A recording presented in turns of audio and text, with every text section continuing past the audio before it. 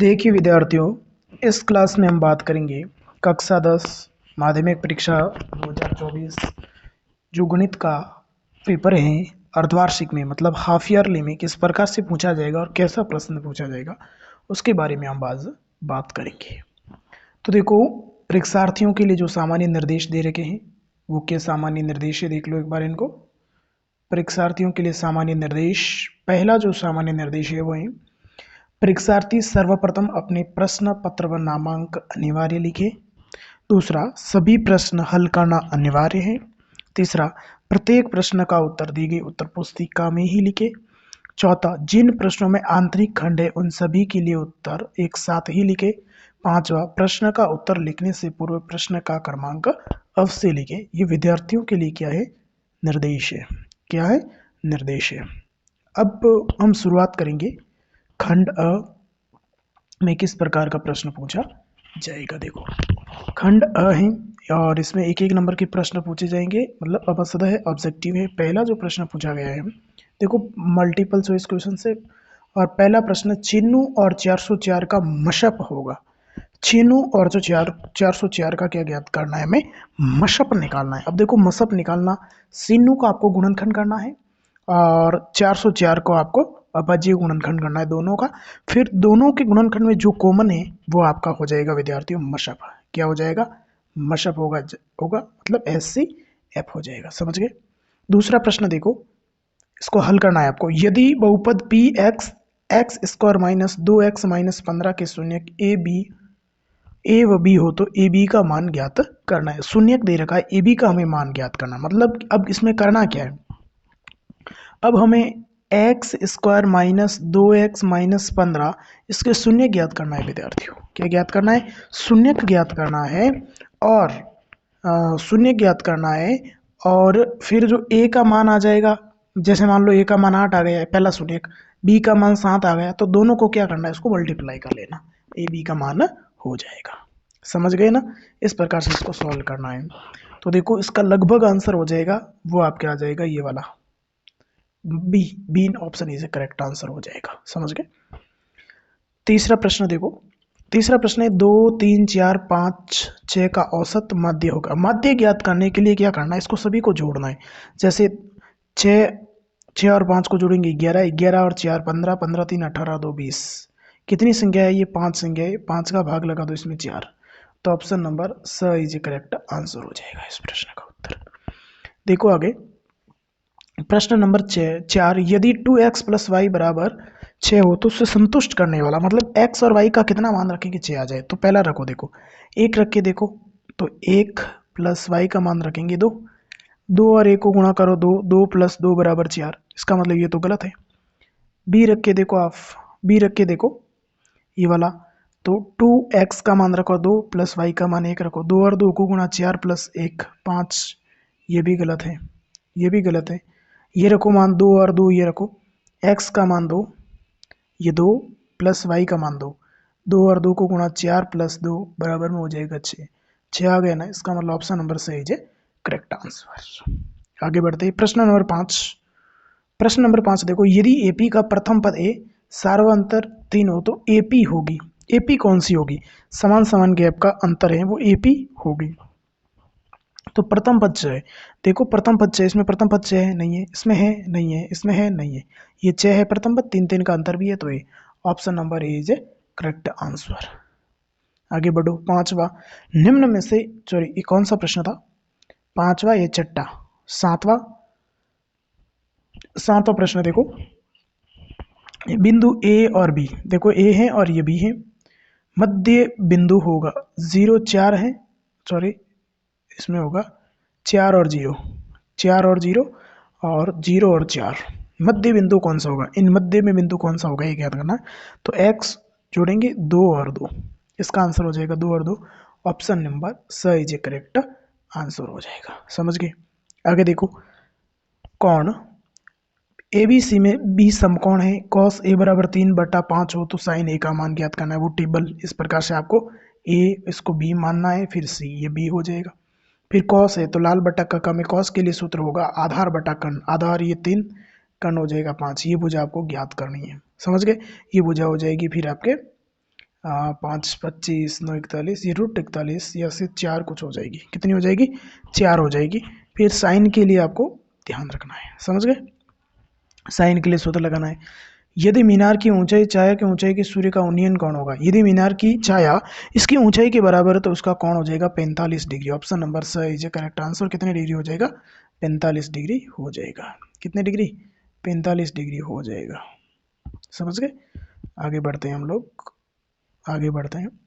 प्रश्न नंबर 10, वर्ग अंतराल 0 और 25 का वर्ग सीन कितना हो जाएगा? अब इसमें हमें क्या करना है? वर्ग सीन बताना है। वर्ग सीना बताना, तो इसका वर्ग जो सीना हो जाएगा, वर्ग अंतराल हो जाएगा, वो हो जाएगा 17.5।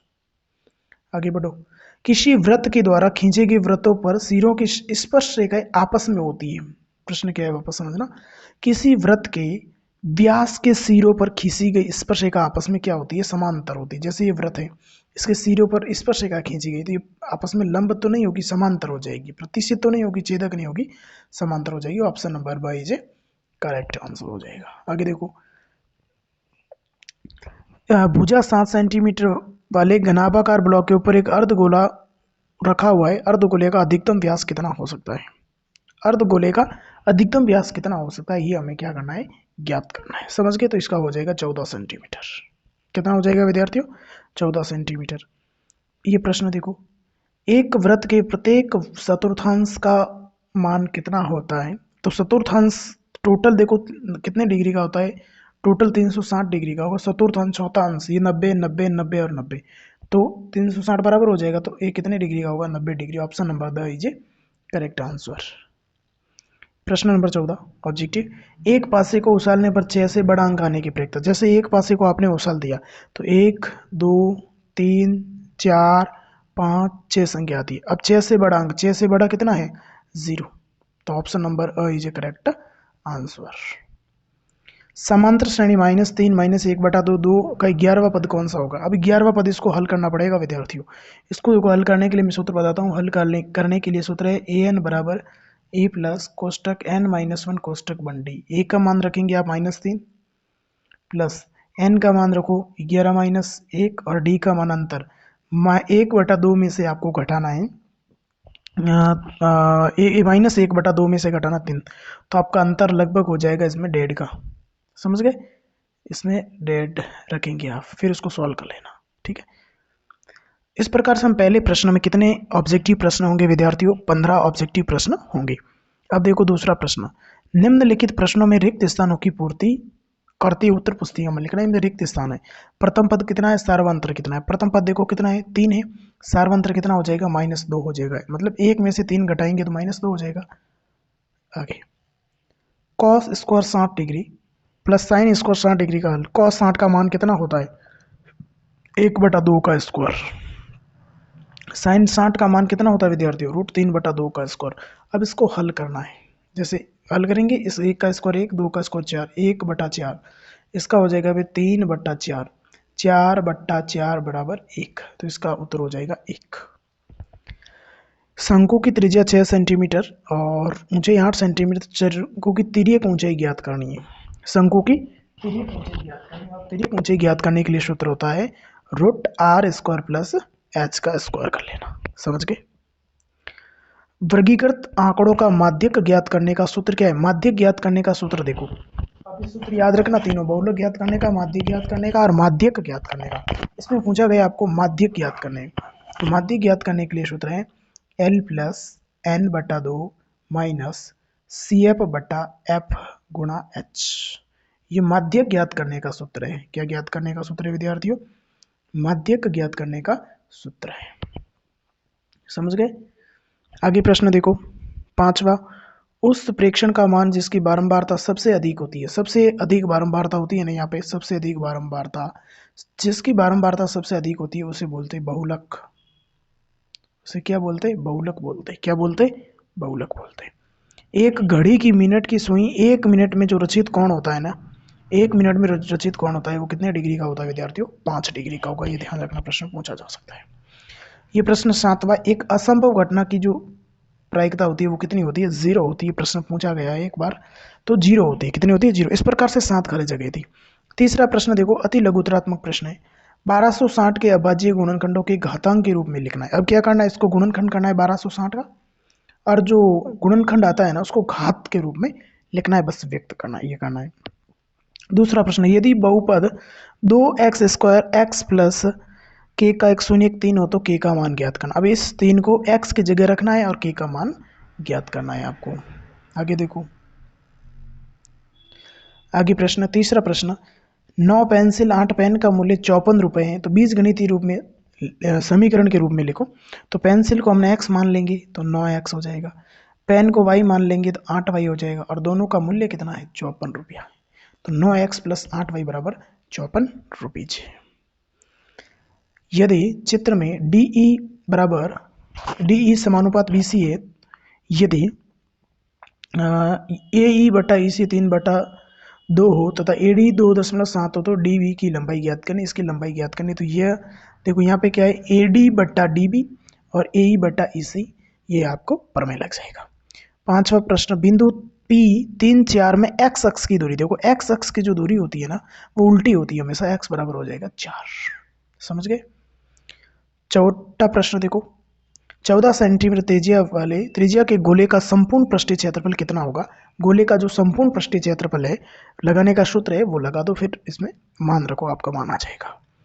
छठवां प्रश्न, एक बेलन की ऊंचाई 14 सेंटीमीटर है, उसका वक्र पृष्ठीय क्षेत्रफल 968 वर्ग सेंटीमीटर है, बेलन के आधार की त्रिज्या ज्ञात करनी है आपको। क्या ज्ञात करनी है, बेलन के आधार मतलब आर का मान आपको ज्ञात करना है। आठवां प्रश्न देखो, त्रिज्या 14 सेंटीमीटर है, आर का मान 14 सेंटीमीटर दे रखा है, एक वृत्त का साप केंद्र पर 60 डिग्री का कोण है, मतलब थीटा का मान 60 डिग्री है, तो साप की लंबाई ज्ञात करनी। अब साप की लंबाई ज्ञात करने के लिए आपको सूत्र याद है, पाई आर थीटा बटा 180, ये सूत्र लगा दो और इस सूत्र में ये मान रख लो, आपका आंसर आ जाएगा। 9वां प्रश्न देखो, 6 मीटर खंबे की ऊंचाई, खंबे की छाया 2√3 मीटर लंबी है, तो सूर्य का 49 कोण आपको ज्ञात करना है। ये रख लो मान, इसमें ए बी सी, ये क्या है, 6 मीटर खंबे की छाया, 6 मीटर ऊंचा, तो ये 6 मीटर ऊंचा है, ये छाया है तो ये आपकी छाया हो जाएगी, ये ज्ञात करना, तो लंब बटा आधा रख लो, आपका मान आ जाएगा। 20 मीटर ऊंचे पुल के एक नाव का अवनमन कोण 30 डिग्री है, तो नाव को पुल तक पहुंचने में कितनी दूरी तय करनी पड़ेगी, ये ध्यान रखना है। तो ये देखो, ये हो जाएगा ए बी सी, ये कितने डिग्री है, 30 डिग्री, ऊंचाई कितनी है, 20 मीटर है, और ये दूरी आपको ज्ञात करनी है, आधार ज्ञात करना है, इसका मतलब ज्ञात क्या करना आपको। तो ये 10वां प्रश्न था। इस प्रकार से विद्यार्थियों अपने खंड आ देखा। अब देखो खंड ब में प्रश्न है जो 2-2 नंबर के प्रश्न है। पहला प्रश्न है, सिद्ध कीजिए कि √2 का अपरिमेय संख्या है। अब आपको समझना है कि √2 का अपरिमेय संख्या है, उसको आपको याद करना पड़ेगा, किस प्रकार से ये करना है। 5वें प्रश्न में क्या गया, शून्यांकों के गुणांक और शून्यांकों का संबंध ज्ञात करना है, किसमें शून्यांकों का योगफल कितना है, गुणनफल कितना है, और गुणांकों के बीच संबंध क्या है। 6वां प्रश्न ये आपको समीकरण निकाय हल करना है। अब देखो समीकरण निकाय से आप ग्राफ कर सकते हैं, चाहे इसको विलोपन विधि से हल कर सकते हैं, चाहे इसको ग्राफीय विधि से हल कर सकते हैं, आपको x और y का मान निकालना है। इस प्रश्न को आपको 7वें प्रश्न को आपको एक प्रमेय दे रखा है, प्रमेय के आधार पर इसको सॉल्व करना है। 8वां प्रश्न देखो, x अक्ष पर एक बिंदु ज्ञात कीजिए जो बिंदु ए 6 5 और b -4 5 से समदूरस्थ है। तो इसको भी दो बिंदुओं के मध्य की दूरी से इसको सॉल्व करना है, निर्देशांक ज्योमिति का ये प्रश्न है। ये प्रश्न देखो, साइन ए और साइन सी का मान ज्ञात करना, थीटा प्रश्नावली में से है।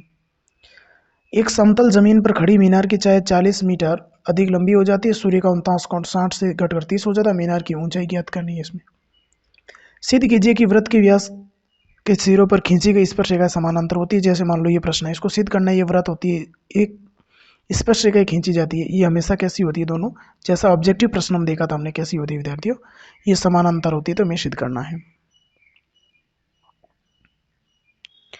अब देखो आगे 12वां प्रश्न, 12 सेंटीमीटर त्रिज्या वाले वृत्त की जीवा पर केंद्र 60 डिग्री का कोण अंतरित करती है। संगत लघु त्रिज्यीय खंड और वृत्त, इसका क्षेत्रफल आपको याद करना, क्षेत्रफल ज्ञात करने का सूत्र याद होना जरूरी है।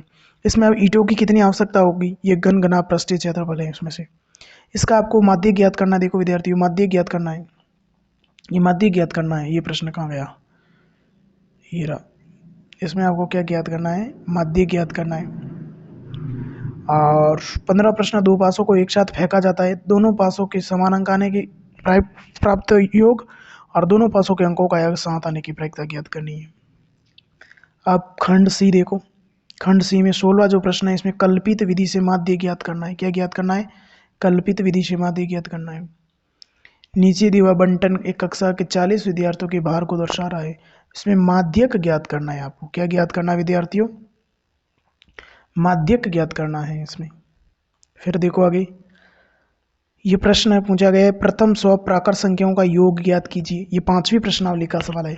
एपी का प्रथम पद दे रखा है, अंतिम पद दे रखा है, तो 36 पदों का योग, तो इन पदों का 36 योग पर 36 है, तो आपको पदों की संख्या ज्ञात करनी है। तो इसका मतलब इसमें n ज्ञात करना है। n क्या ज्ञात करना है? n।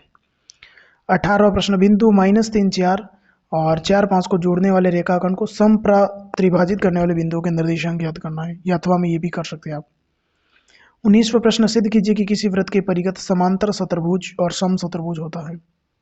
सिद्ध कीजिए कि वृत्त के परिगत बने शतुर्भुज के आमने सामने की भुजाएं केंद्र पर संपूरक कोण अंतरित करती है। और सेक्शन डी देखो, खंड डी, निम्नलिखित आंकड़े 225 बिजली उपकरणों के प्रक्षेपित जीवन काल घंटों की सूचना देते हैं। तो इसमें आपको बहुलक ज्ञात करना है। क्या ज्ञात करना है आपको? बहुलक ज्ञात करना है। 20वां प्रश्न। और 21वां देखो, ये 5वीं प्रश्नावली का सॉरी 4थी प्रश्नावली का सवाल आ गया, वेरी इंपॉर्टेंट है। 2 क्रमागत धनात्मक पूर्णांक ज्ञात कीजिए जिनके वर्गों का योग 365 हो, या ये अथवा वाला प्रश्न कर लो। और ये देखो, ठीठा प्रश्नावली में से प्रश्न पूछा गया है, वेरी इंपॉर्टेंट क्वेश्चन है, 22 प्रश्न है पूछे गए। और इस प्रकार से विद्यार्थियों, जो 10वीं कक्षा में हाफ ईयरली में मैथ्स का जो पेपर पूछा जाएगा वो देखा हमने। ये वेरी इंपॉर्टेंट प्रश्न है, और इस प्रश्नों में से इधर उधर करके घुमा के जो महत्वपूर्ण प्रश्न पूछे जाएंगे। यदि आपको ये क्लास अच्छी लगी तो प्लीज़ अपने यूट्यूब चैनल को लाइक शेयर सब्सक्राइब जरूर करें, ताकि आने वाली वीडियो का नोटिफिकेशन है वो आपको मिल सके और अपनी प्रॉब्लम को आसानी से सॉल्व कर सके। थैंक यू, धन्यवाद।